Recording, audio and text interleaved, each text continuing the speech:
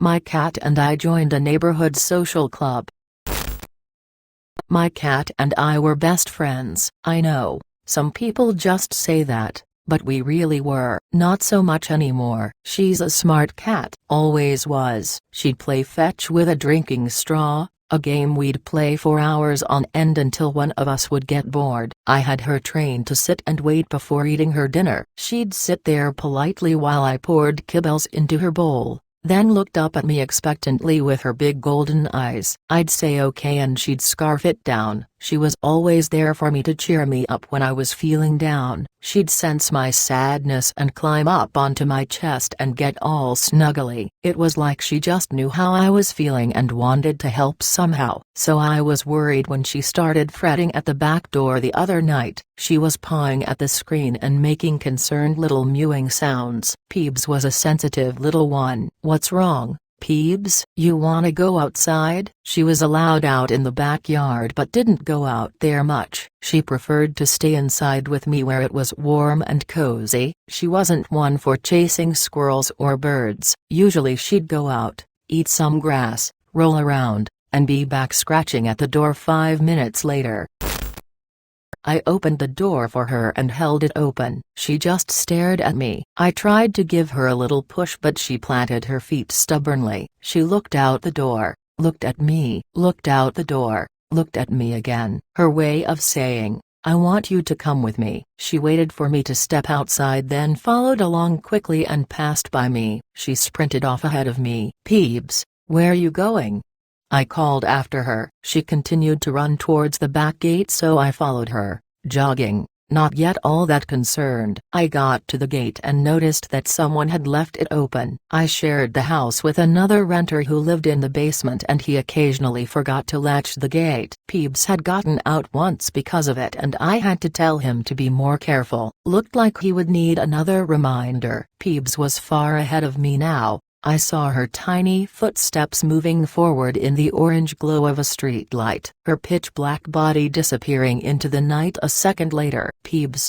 I was getting really worried now. She had never done something like this before. I ran after her, as fast as I could, barely tracking her little black body running ahead of me off into the night. My heart was beating faster now. I had lost sight of her. I continued running in the direction she had gone, hoping to catch a glimpse of her. I finally saw her tail, just the end of it, as it disappeared behind a car in a driveway up ahead. The security lights lit up above the garage on the little bungalow. I caught up just in time to see her climbing over the fence into the backyard of the house. I looked around and realized it was Mr. Murray's place. His old barf green Cadillac was parked in the driveway. I hurried up to the fence and reached my arm over the top, feeling for the latch on the other side. My hand found it and pulled it up and I pushed the gate open. I saw a flickering orange glow illuminating the tall trees of the backyard and walked forward. A ring of people in hooded robes stood around a large pyre. The full moon shone up above in the clear night. Embers floated up into the sky as I walked towards the fire, entranced. I saw my cat, sitting patiently in the circle, next to Mr. Murray. Her yellow eyes glowed in the light of the fire. Her fur was jet black except for a small square white patch at her throat. Her priest collar, as I had always thought of it. The assembled ring of human forms turned and faced me in the dancing light of the fire. Their low rumbling chants now silent. I looked ahead and to the right where movement and muffled screams caught my sudden attention. A burlap sack lay on the ground near a garden shed in the corner. The shape inside the bag which thrashed and kicked was clearly human, terrified, and drugged with almost enough of something which appeared to be wearing off as their voice became gradually clearer and more desperate. I stood there for what felt like a long time. Finally Mr. Murray spoke up. "Well, Jason, is it? He got my name wrong but under the circumstances I let it slide. You appear to have caught us mid-ceremony. Usually our rituals are more mundane. A goat or a fawn will usually appease Balrak. This week, however, his desires were greater. He requires a steeper sacrifice every so often. When the moon is fat and full." The assembled forms nodded, still staring at me. The screams grew louder and clearer from the burlap sack until someone walked over and pulled a hypodermic from their sleeve, injecting it quickly and wordlessly into the form in the bag. "Ow, what the hell?" The shape yelled from inside the bag, then slumped over and began to snore. The hooded figure walked back and took its place in the circle again. They were all still staring at me, waiting for my answer to a question that was never asked. "Okay, sure, go Balrog. I'm in, sounds like fun."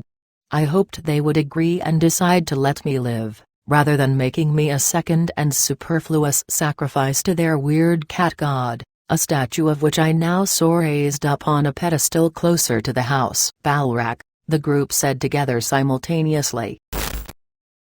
"Yeah, Balrak, sure." "Man, you guys are great, getting together like this. It's good to have a social group, people with common interests."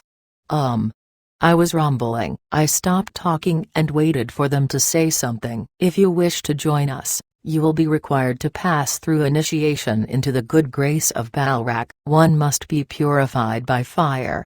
Mr. Murray spoke slowly, deliberately. They held up their forearms, displaying brands melted into their flesh, displaying a dark horned symbol which resembled a malevolent cat face. They waited with their arms held up, staring at me. Some of the brands appeared fresher than others and blood and pus appeared to ooze from the infected, putrefying flesh. I realized if I did this and the wound became infected, a doctor would be out of the question. This was clearly a very secretive secret society, which explained why they met at 3:30 a.m. in a backyard surrounded by large trees in a sparsely populated neighborhood. I took a deep breath and weighed the pros and cons. I decided to go along with it, rather than die by being burned alive. I realized I had made the right decision when I nodded my head and Mr. Murray waved off the figure I had not noticed behind me, the one who had crept up slowly and quietly behind me with a syringe in its hand. I looked back,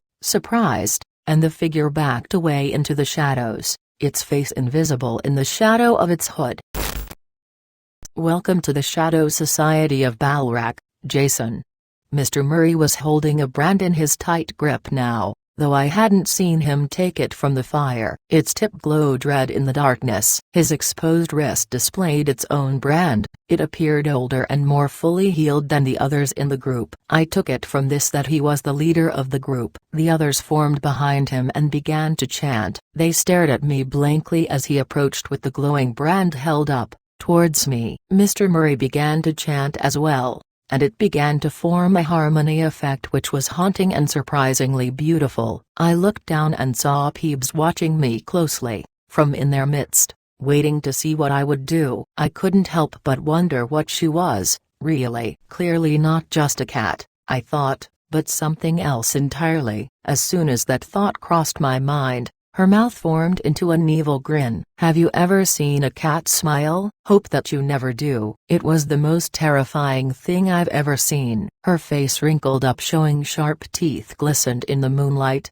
and I screamed as the brand was pressed into my flesh. It melted my skin and I felt something hot dripping down my arm. All I could see when I closed my eyes was that image of her grinning, all teeth and shining yellow eyes.